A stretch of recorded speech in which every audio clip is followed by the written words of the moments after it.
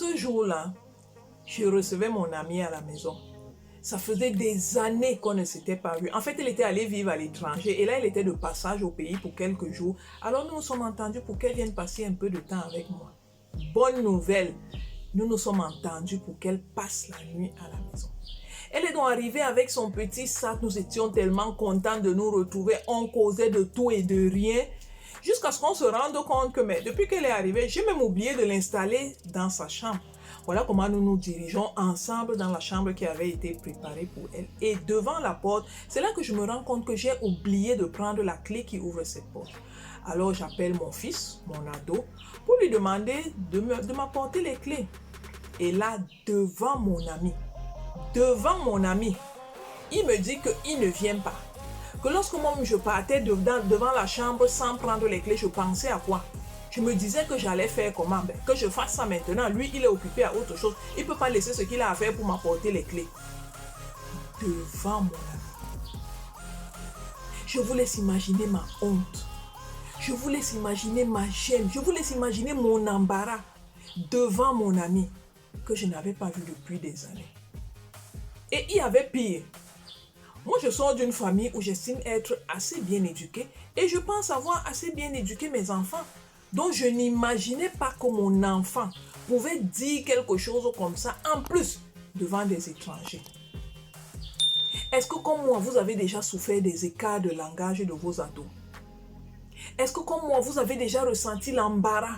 Est-ce que, comme moi, vous avez déjà ressenti la honte lorsque vos enfants vous embarrassent autant en public? Lorsque ça vous est arrivé, qu'est-ce que vous avez fait? Vous savez, il y a plusieurs choses qu'on fait souvent. Est-ce que vous avez pété un câble et vous avez réagi violemment? C'est ce que vous avez fait. Ou alors, est-ce que comme moi, vous lui avez lancé un regard noir pour qu'il comprenne qu'il avait exagéré, qu'il se taise et qu'il s'exécute très vite? C'est ce que vous avez fait. Ou alors, vous avez fait comme les mamans africaines. Vous savez ce que les mamans africaines font souvent? Elles ramassent un pied de chaussure et elles lui lancent ça violemment au corps. Et lui s'en va en courant. C'est ce que vous auriez fait. Il y a beaucoup d'autres choses que les parents font. Mais souvent, il n'y a pas assez de résultats. De toutes les façons, pour ma part, aucune de ces astuces n'a marché.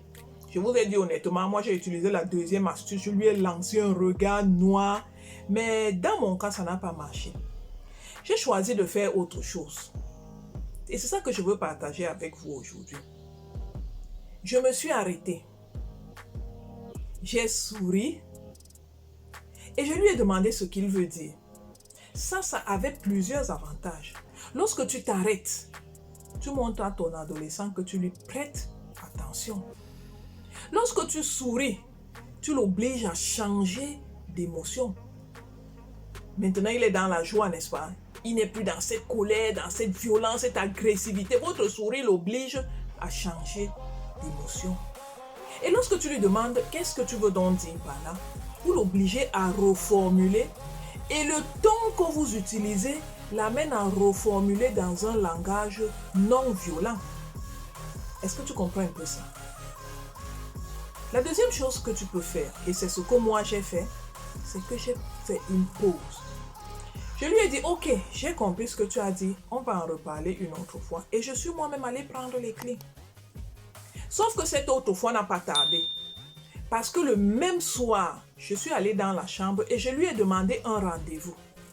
Je lui ai dit que j'aimerais qu'on cause, qu'il me dise à quel moment il peut être libre. Et nous avons pris un rendez-vous. Lorsque vous utilisez cette méthode et que le moment du rendez-vous arrive, je vous en prie, n'humiliez pas votre adolescent. Ne l'humiliez pas. Ce que moi j'ai fait, c'est que j'ai choisi un moment où nous allons être seuls, lui et moi. J'ai choisi un moment calme. Et dans un entretien en cœur à cœur, dans un entretien sans passion, je lui ai montré que j'avais mal. La façon dont il s'était comporté m'avait fait mal. En fait, pourquoi il avait fait ça? Et il m'a expliqué pourquoi il avait fait ça. Le ton avait changé et il a parlé à mon cœur parce qu'il a senti que je m'adressais aussi à son cœur. Et c'est ce que tu dois faire. Il faut éviter des entretiens conflictuels avec ton ado. Parle à son cœur. Lorsque j'ai parlé à son cœur, il s'est calmé. Il m'a expliqué pourquoi il avait fait ça. Et j'ai compris. La bonne nouvelle, c'est qu'il avait de bonnes raisons de le faire, même s'il avait utilisé la mauvaise manière. Et à ce moment, j'ai attiré son attention sur la façon de parler. Je lui ai fait comprendre que les mots sont comme des abeilles. Elles peuvent sortir du miel, mais en même temps, elles peuvent sortir des aiguillons. Ce qu'il va choisir, il est en même temps en train de choisir l'effet, la conséquence qu'il aura en face. J'ai attiré son attention sur le fait qu'il y a une différence entre vouloir dire quelque chose et savoir comment dire cette chose. Je ne sais pas si tu vois un peu la différence.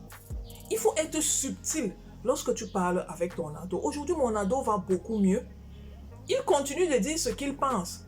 Mais maintenant, il sait utiliser la bonne manière, il sait utiliser les bons mots et il atteint plus facilement les résultats parce que j'ai attiré son attention sur les conséquences des écarts de langage qu'il utilise sur les gens avec qui il les utilise.